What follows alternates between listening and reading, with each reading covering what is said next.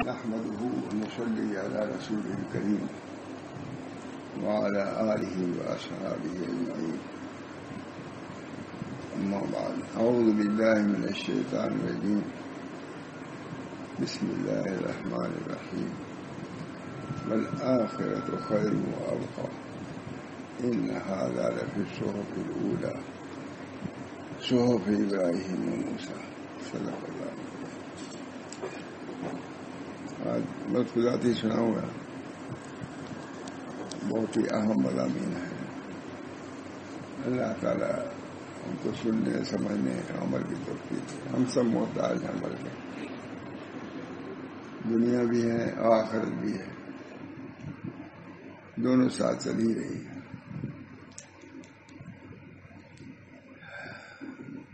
دنیا کے بھی احکام ہیں، آخرت کے بھی احکام ہیں. دنیا کے جتنے احکام ہیں وہ سب آخرت میں کام آنے والے ہیں، یا تو ضرر کے طور پر یا نفع کے طور پر. اگر برے اعمال کیے تو آخرت میں اس کا نتیجہ دیکھنا ہوگا.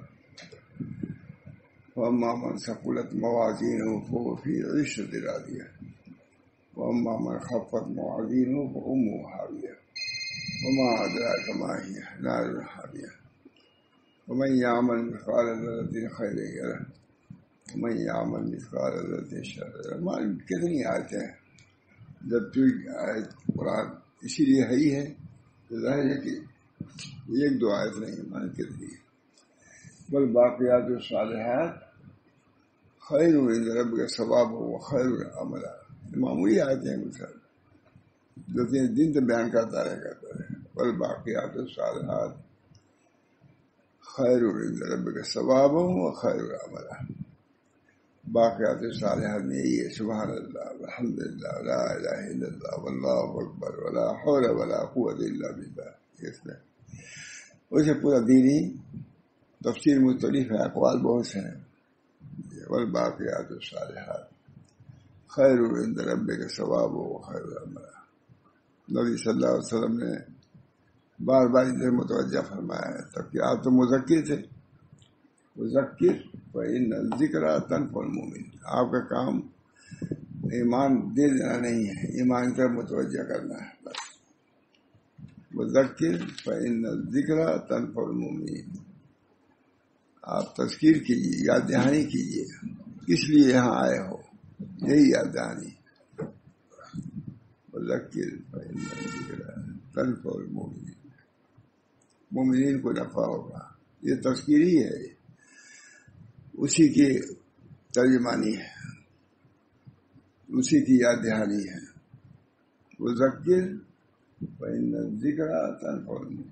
آپ تذکیر کیا کیجیے. تذکیر کا نفع مومنین کو ہوگا. کافرین کو نہ ہو، منافقین نہ ہو، وہ جانے. لیکن مومنین تو آپ کے شہدائی ہیں، آپ کے مہم ہیں، آپ مر مٹنے والے ہیں، ان کو تو نفع ہوتے ہی. اس وجہ سے علماء نے لکھا ہے کہ جب تذکیر ہو تو آدمی کو اپنے قلب کی طرف دیکھنا چاہیے کہ نفع ہو رہا ہے یا نہیں. اگر نہیں ہو رہا ہے تو اس قرآن کے خلاف ہے. اپنے ایمان کی قید بناؤ. علامہ شاعری لکھ رہے ہیں جب تذکیر ہو تو غور کرو کہ ہمارے دل پہ اس کا اثر ہو رہا ہے یا نہیں ہے. اگر ہو رہا ہے تو اللہ کا شکر ادا کرو. نہیں ہو رہا ہے تو ڈرو. کیا بات ہے، اللہ کہتا ہے مومنین کو نفع ہوگا. نہیں نفع ہو رہا ہے تم کو، یا تو ایمان بالکل نہیں ہے، یہ بہت ضعیف ہے. فکر کرو بھائی. علامہ شاعری کی بات ہے. اللہ تعالیٰ ہم سب لوگ اس تذکیر سے نفع عطا فرمائے. اس کا آخرت کا حدیث میں آیا ہے، نبی اکرم صلی اللہ علیہ وسلم نے ارشاد فرمایا دو چیزیں ایسی ہیں جو انسان کے ہاتھ میں ہیں: ایک صحت، ایک فراغت. بہت مشہور حدیث ہے. صحت ہے، کچھ کام نہیں کر رہا ہے. فراغت ہے، اسی بیٹھا ہوا ہے. اللہ کی یاد بہت بڑی چیز ہے. بولے ذکر اللہ اکبر. اللہ کا ذکر بہت بڑا. بہرحال اسی کسی کا مضمون یہ ہے. فرماتے ہیں ضیاء اللہ، شیخ ضیاء اللہ کشمیری نقشبندی، بہت بڑے آدمی ہمارے سلسلے کے ہیں. مجدد صاحب کے بعد خواجہ معصوم، خواجہ معصوم کے بعد شیخ زبیر کی یہ خلیفہ، انہی کے خلیفہ وہاں شاف الرحمان صاحب کے جو پیر تھے شیخ آفاق صاحب، وہ سلسلہ وہی چلایا ہے۔ فرماتے ہیں وقت، دل، زندگی آدمی کی پونجی ہے۔ حضرت خواجہ عبد انصاری قدس روح نے فرمایا وقت، دل اور زندگانی، وقت جو باللہ ہے، دل جو محفوظ ہے، زندگی جو محفوظ ہے، یہ تینوں چیزیں پونجی ہیں انسان کی۔ وقت نہ رہے تو کب بات کیجیے گا، دل ہی نہیں رہے تو کیا کیجیے گا، زندگی نہیں رہے تو کیا کیجیے، کچھ نہیں۔ معلوم ہے تین چیزیں، وقت، دل، زندگی، یہ آدمی کی پونجی ہے۔ حضرت عبد انصاری کو فرمایا کہ وقت، دل اور زندگانی، یہ تینوں چیزیں تیری پونجی ہے۔ اگر پونجی راہ چلی جائے اور بے محل برباد ہو جائے تو پھر کہاں سے نفع دستیاب ہو جائے؟ پونجی تو وہی نہیں رہی۔ جو کہتے ہیں تیار بھی کرے تو کیسے کرے، گھاٹا ہو جاتا ہے، یہ ہو جاتا ہے بھائی، دوسری کی یہ کہاں سے کرے؟ اس کے لیے تو روپے کی ضرورت ہے، اس تجارت کی۔ بس اس خزانے کو رائے گاہ برباد کر دینا پسند نہ کرو۔ پہلے لوگوں سنو، اس خزانے کو رائے گاہ برباد کر دینا پسند نہ کرو۔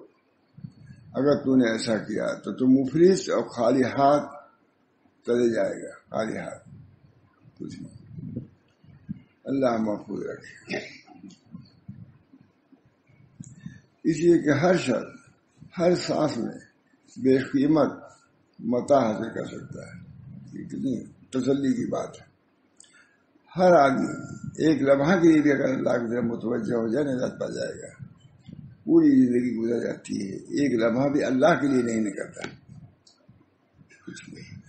من اخلص للہ، ایک لمحہ بھی اگر خالص کر لے پوری زندگی میں، ہزاروں سال کی زندگی میں، تو ایک لحظہ چونکہ اللہ سے متعلق ہے اور اللہ قدیم ہے، دوسری جیسی چیزیں فانی ہیں، تو فانی کیا مقابلہ کر سکتا ہے؟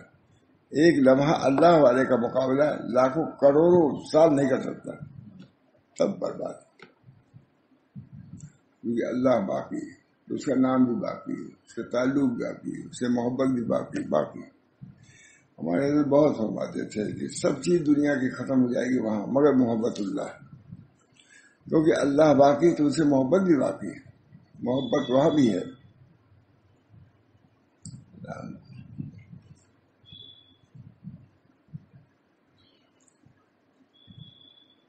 اگر تو نے ایسا کیا تو مفلس اور خالی ہاتھ چلے جائے گا۔ یہ ہر شخص میں، اس لیے کہ ہر شخص میں متاع بے قیمت حاصل کر سکتا ہے، بہت بڑی۔ ایک لمحہ کے لیے متوجہ ہوا، اللہ تعالیٰ متوجہ ہی ہے۔ ایک شعر بہت مشہور ہے، ایک چشم زدن غافل شاہ نباشی، شاید کی آگاہ نباشی، شاید کی نگاہ کنند آگاہ نباشی۔ اور فارسی کی شعر ہے، مولوی لوگ بھی سننے سمجھ لیتے، یہ بڑی بات ہے۔ ایک چشم زدن غافل اداشی، بہت مشہور شعر ہے، صوفیہ میں، بزرگوں میں، ماتحانی میں، لیکن کون سنتا ہے؟ ایک چشم زدن غافل ادا شاہ نباشی، شاید کی نگاہ کنند آگاہ نباشی۔ ایک چشم زدن کے لیے بھی ادھر سے غافل نہ ہو، شاید کیوں نگاہ کرے، اب آپ آگاہ نہ ہو، آپ آئے گئے چلے گئے۔ مولانا کا ایک بہت واقعہ پلس لکھا ہوا ہے کہ ایک شخص کو کسی سے عشق تھا، تو کہتا تھا بھائی کبھی ہمارے میں آ جایا کرو، کبھی ہمارے آ جایا کرو۔ مختصر یہی ہے۔ ایک دن آیا رات میں، یہ حضرت سوئے ہوئے تھے، کبھی سنا ہم نے، کبھی سنا نہیں ہوا، لیکن سوئے ہوئے تھے، آیا چلا گیا اور اس کے سرہانے ریوڑی رکھ گیا۔ ریوڑی آتے ہیں کھانے والی ریوڑی، یا اب کہیے ٹافی یہ نہیں دین میں چلتا ہی نہیں، بس ریوڑی کافی لگ گیا، چلا گیا۔ رات کو اٹھا دیکھا ہمارا دوست محبوب ہمارا آیا نہیں، ریوڑی کیا رکھی ہوئی ہے ٹافی؟ تو کسی عارف کے پاس گیا کہ حضرت مجھے ایک شخص سے عشق، اس کو وعدہ تھا کہ آئے گا، لیکن آئے نہیں، لیکن اس کے بجائے ریوڑی رکھی ہوئی ہے، ٹافی رکھی ہوئی ہے۔ تو کہا ناراض تم نے دعویٰ کیا عشق کا، اسے یہ دکھلایا ہے کہ تم ابھی خام ہو عشق میں، عشق میں تم ابھی خام ہو، ابھی تم ریوڑی کھاؤ، اسی میں رہو، اس کا دعویٰ کبھی مت کرنا۔ جیسے بچے ریوڑی کھاتے ہیں نا، بچے کھاتے ہیں، تو کہا تم ابھی اسی ریوڑی کھانے لائق ہو، ابھی تم عشق کا دم بھرتے ہو۔ رات جاگنا ساری رات مشکل ہے کہ بہت جاگنا ساری رات مشکل ہے اللہ کے لیے، عشق وہاں گھومتے شاہ سوار ہے اسلام نے کبھی عمدہ مثال دیا ہے کہ ریوڑی رکھ دیا اس لیے کہ اس نے اشارہ کیا کہ میں آیا اور جا رہا ہوں، اب تم کو ریوڑی دے رہا ہوں کہ کھاؤ، کبھی عشق کا دم مت بھرنا، تم سے اتنا بھی نہیں ہو سکا کہ اتنی دیتے جاتے۔ ایک چشم زدن غافلانہ شاہ نباشی، شاید کی نگاہ کنن آگاہ نباشی، ایک چشم زدن بھی اس سے غافل نہ ہو، اللہ اسی کر دے، اس وقت کو بھی کر دے، شاید کہ اللہ نگاہ کرے اور تم آگاہ نہ ہو، شاید کی نگاہ۔ اس کا مطلب یہی عام طور سے ہے، لیکن ہمارا ایک مطلب الگ ہے۔ یہ اللہ تعالیٰ پر گویا کہ کہہ رہا ہے کہ اللہ تعالیٰ کبھی کبھی یاد کرتے ہیں، اللہ تو ہر وقت تم کو یاد کرتا ہے۔ ایک چشم اللہ تم ایک چشم زدن کے لیے اللہ کی طرف متوجہ ہو جائے، کامیاب ہو جاؤ گے۔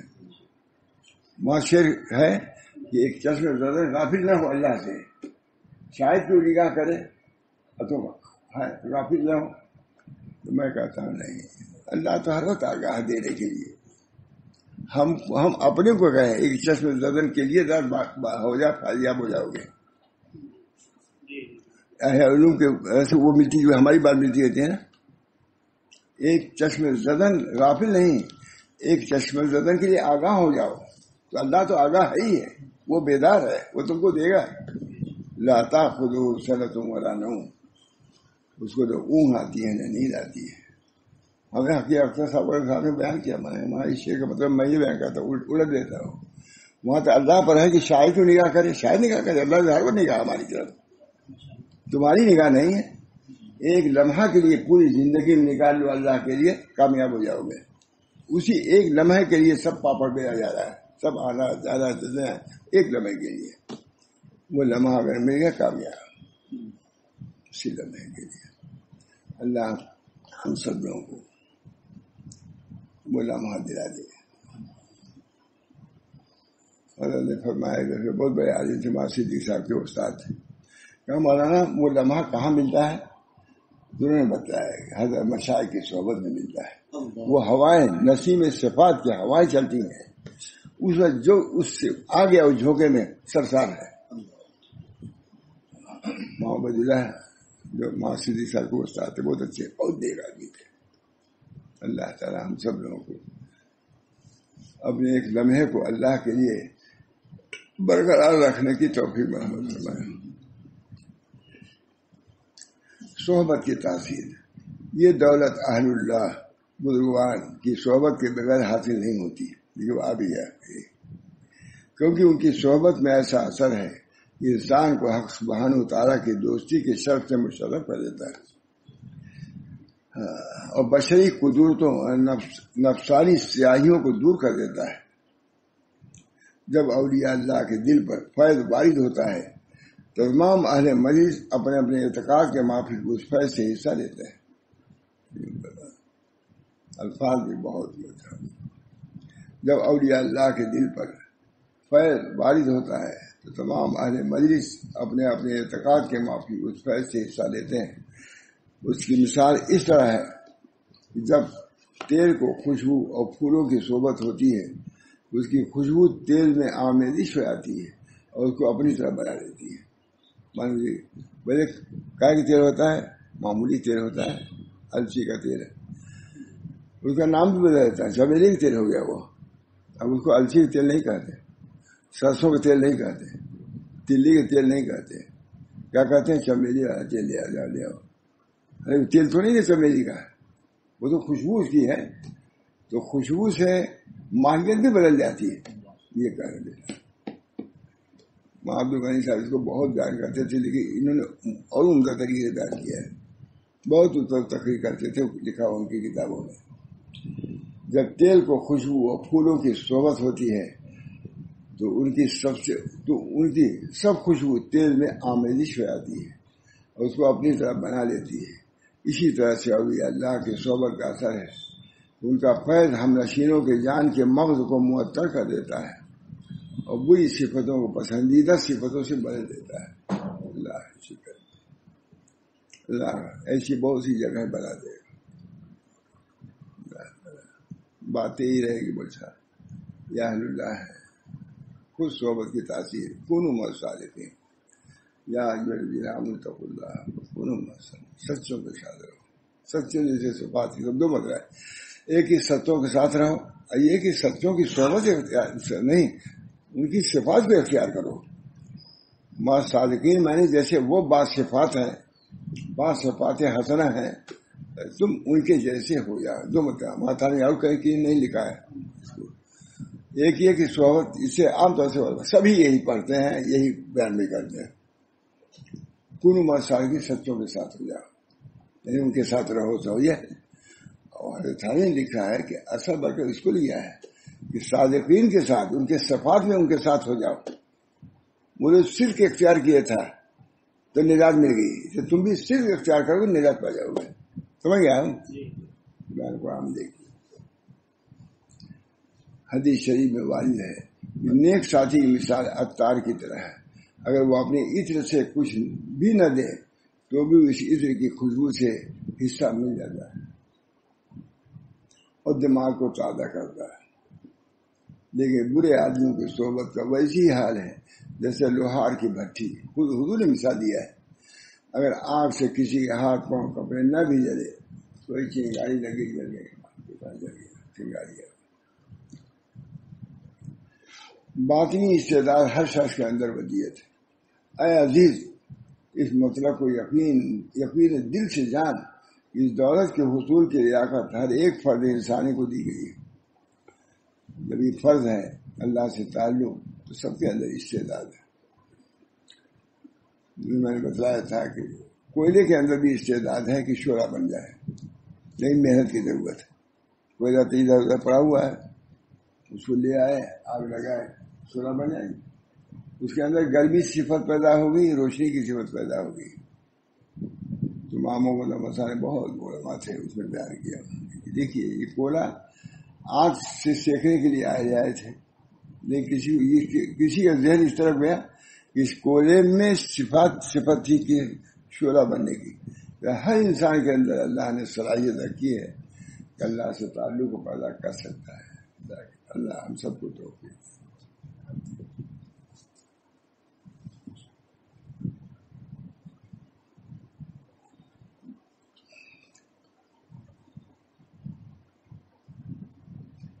بس اگر آدمی اپنی خاصیت کا مظہر نہ ہو تو حقیقت میں انسان نہیں ہے, مظہر نہ ہو, گو کہ اس میں انسان کی ظاہری شکل صورت موجود ہے.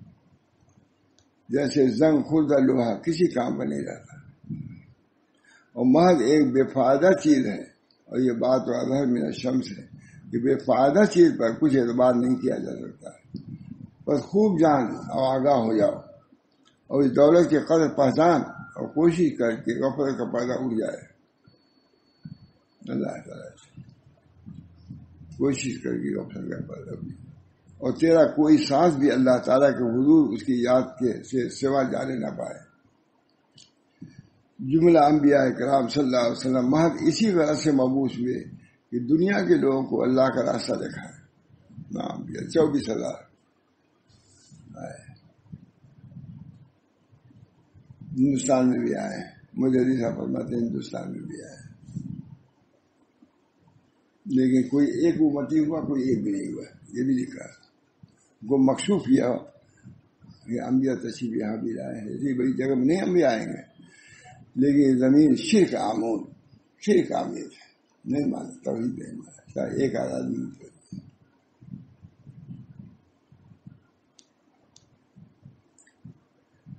اللہ تعالیٰ کا راستہ دکھائیں اور غفلت کے پردہ سے نکال کر اللہ تعالیٰ کے لاسانی جمال کا مشتاق بنا دیں، اسی آئے ہم اللہ، کیونکہ تمام کاموں میں سب سے زیادہ خراب کام غفلت اور غافلی ہے. اللہ سے اور تمام قسم کی مفلسیوں کی سرطان بیکاری اور کاہلی ہے. جو انسان کسب سعادت اور آخرت کے توشے سے بے نصیب رکھتی ہے، کاہلی جو انسان کو کسب سعادت اور آخرت کے توشے سے بے نصیب رکھتی ہے، حق سبحانہ وتعالیٰ کی یاد سے غافل رکھتی ہے. اے عزیز، خطرات کے دروازوں کو بند کر، میرے خیال دروازہ پھاٹک کھول دیا ہے، جو چاہتا ہے آتا جاتا ہے، بند کر. آ سکے غیر میرے خانے دل میں کیسے، یہ خیال رخ دلدار ہے دربار بنا. حضرت حاجی صاحب نے دروازوں کو بند کیا تھا، تب اتنے بڑے علماء کرام ان کی طرف متوجہ ہو گئے. ماں وہی ایسا ہوا.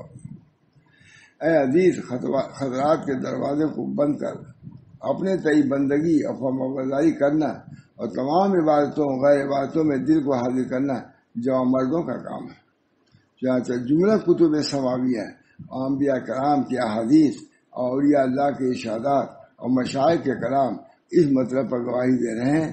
پر انسان کو لازم ہے کہ ہر وقت حضور دل کے ساتھ اللہ تعالیٰ کی بندگی عبادت میں مشغول ہے اور کسی گھڑی بھی اس پاک درگاہ سے غافل نہ. پاک درگاہ کوئی مشکل نہیں، مجھ سب بس اللہ جس کے لیے آسان کر دے.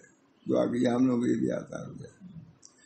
مانتا کیسے دنیا میں رکھے کیسے نہیں، سب اسی میں صحابہ کیا ہے. رجال اللہ تلہم بلا تجارت رجال اللہ، کچھ رجال ایسے ہیں ان کو غفلت میں نہیں جاتی، تجارت بھی غفلت میں نہیں جاتی. ایک بزرگ نے کیا ہی خوب کہا ہے، جو شاہ ہر وقت اللہ کی درگاہ کی درباری کرتا ہے، یہ ہر دم حضور دل کے ساتھ حاضر رہتا ہے، وہ ایسے مرتبے پر پہنچ جاتا ہے کہ ہر سبحانہ وتعالیٰ کمال کرم و عنایت سے اس کو اپنی گود میں بٹھا دیتا ہے. وہ ایسے مرتبے پر پہنچ جاتا ہے، حق سبحانہ وتعالیٰ کمال کرم و عنایت سے اس کو اپنے گود میں بٹھا دیتا ہے.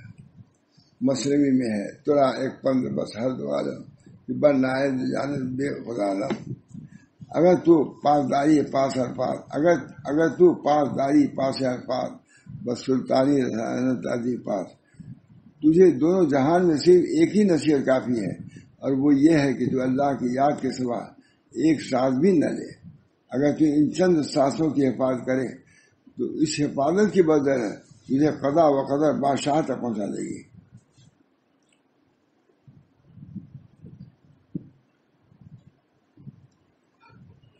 نقل ہے کہ ایک بزرگ جو طریقت کے آفتاب، یہ میں نے سنا تھا ماشاء اللہ وسلم.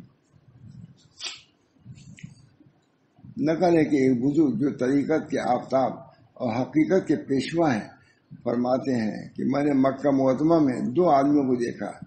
ایک تو ان دونوں میں کا بہت ہی پست ہمت تھا، لیکن دوسرا بلند ہمت تھا. پست ہمت وہ تھا جسے طواف گاہ میں کعبہ کی زنجیر کو پکڑے ہوئے تھا اور ایسے مقدس مقام اور عزیز وقت میں حق سبحانہ تعالیٰ سے غافل تھا. اللہ پکڑے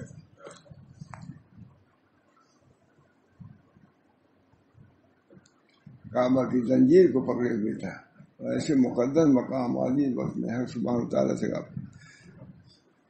اور حق سے غیر حق اشخاص کا تھا، حق سے غیر حق، اللہ تعالیٰ سے غیر اللہ کو سوال کر رہا تھا.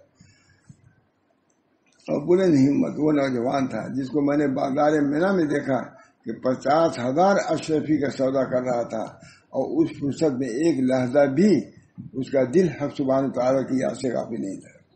میں خوش رہا کبھی ماشاء اللہ دونوں.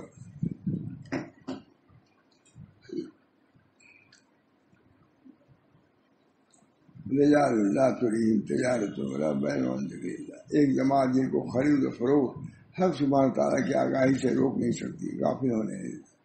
لیکن اس نسبت کے حصول کے لیے پوری طاقت درکار ہے کہ ظاہری شکل باطنی توجہ کو روک نہ سکے، ظاہری شکل باطنی توجہ کو روک نہ سکے، اور اس نسبت کی طاقت کے سالی کا ظاہر تو لوگوں کے ساتھ ہو اور باطن حق تعالیٰ سے پیوستہ ہو۔ نمبر خربت درج و نقشبندیہ کے خاطر ظاہر تو ہے لوگوں کے ساتھ، لیکن باطن اللہ کے ساتھ اس وقت حاصل ہوتی ہے ہر لہجہ ہوشیار اور خبردار رہے اور اپنے تمام وقتوں میں پاس الفاظ کی رعایت کرے اور اس بات میں پوری احتیاط عمل میں لائے، یہاں تک کہ ہر لحظہ بھر بھی دوست کا گھر یعنی دل غیروں کے خیال سے آلودہ نہ ہونے پائے۔ دوست کا گھر کون ہے؟ یہ دل، دوست کا گھر غیروں کے خیال سے آلودہ نہ ہونے پائے، اور کسی وقت بھی دل کی چاہ دیواری میں غیر اللہ کا ذکر نہ ہونے پائے۔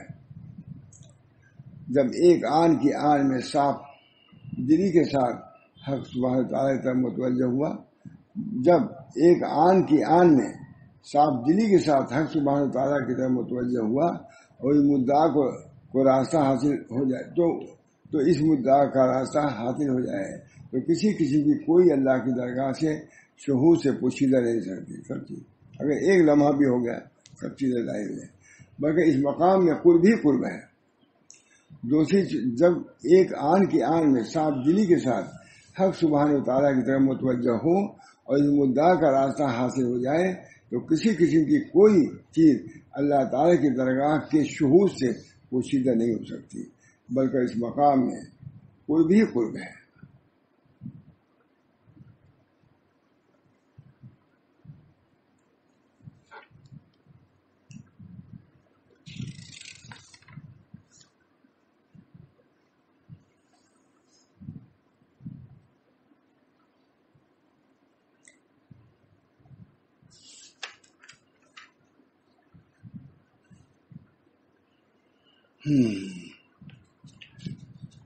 سبحان اللہ، یہ عشق کیسی خوش انگیز اور اعلیٰ شراب ہے کہ ایک ہی پیالے سے عاشقوں کو مست کر دیتی ہے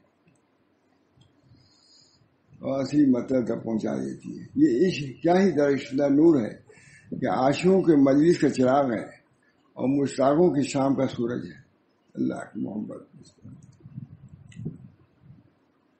یہ عشق کیا ہی خوشبودار ہوا ہے کہ محبوب حقیقی کا پیغام لاتی ہے اور دل کی بستہ کلی کو کھلا دیتی ہے۔ ادبی جیسے لکھ بھی رہے۔ اب حضرت شیخ ضیاء اللہ نقشبندی کی دعا و مناجات بحضور قلب ملاحظہ فرمائیے اور خود دعا کیجیے کہ اللہ تعالی ہم سب کے حق میں ان سب عطیہ کو قبول فرمائے۔ دعا کر رہے ہیں، ابھی بھی کیا ہے، اللہم احرق آواز قلبی بنور عشق کا وتزودد شوقی الی جمالے کا۔ اے اللہ میرے دل کے عارضات کو اپنے عشق کی آگ سے جلا دے۔ دعا کر رہا ہے، اے اللہ میرے دل کے عارضات وہی عوارض کو یا جو دل پر وارد ہوتے ہیں، اے اللہ میرے دل کے عوارض کو اپنے عشق کی آگ سے جلا دے اور اپنے پاک جمال اور محبت کے شوق کو بڑھا دے۔ دعا بھی کر دیجیے، اے اللہ میرے دل کے عوارض کو اپنے عشق کی آگ سے جلا دے اور اپنے پاک جمال اور محبت کے شوق کو بڑھا دے۔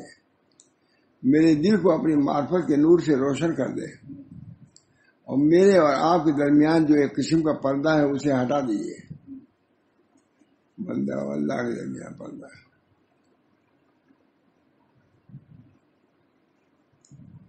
برادران اہل صفا سے سوائے اس کی کچھ امید نہیں کہ میرے حق میں دعائے خیر فرمائے۔ دیکھ بعد یہ لکھ رہا ہے اپنے لیے، برادران حق اہل صفا سے سوائے اس کے کچھ امید نہیں کہ میرے حق میں دعا خیر فرمائے، اور جو شخص اس کتاب کو پڑھے اللہ تعالیٰ اسے بخش دے۔ دعا کیا ہے۔ مولانا لکھ رہے ہیں، وفات ہمیں تاحال حضرت خواجہ ضیاء اللہ کا سال و سال معلوم نہیں ہے، آپ کے نامور خلیفہ حضرت شاہ محمد آفاق کے روایت کے مطابق تاریخ وفات 14 ربیع الاول ہے۔ یہ افسوس کہ وہاں سال وفات درج نہیں ہو سکا۔ آپ کے خلیفہ شاہ محمد آفاق کا سال درج ہے۔ اگر حضرت خواجہ ضیاء اللہ کی عمر بیعت کے بعد 20 سال بھی فرض کی جائے تو خواجہ ضیاء اللہ دہلی میں 1180 باقاعدہ حیات تصور کیے جائیں گے۔ قیاس یہی ہے کہ خواجہ کا وفات دہلی میں ہوا اور پھر آپ کی نعش مبارک دہلی سے سرہند لائی گئی، یہ بھی معلوم ہو گیا۔ روضہ خواجہ محمد زبیر اپنے پیر کے جوار میں دفن کی گئی، تاہم اس عمر کی قطعی شہادت موجود ہے کہ آپ کا مدفن سرہند شریف ہے، نور اللہ مرکزہ۔ اللہ تعالیٰ ان حضرات کے فیض و برکات، چھوڑ دیا میں نے بہت، اللہ تعالیٰ ان حضرات کے فیض و برکات سے ہم لوگوں کو معلوم فرمائے۔ نئی چیز نہیں، مثلا تو پرانی چیز ہے، ہم لوگ چھوڑے ہوئے ہیں تب پرانی معلوم نہیں۔ اللہ ہم سب لوگوں کو اپنی محبت نسبت سے الہی مقصود من تو یہ رضا تو محبت و معرفت خوبی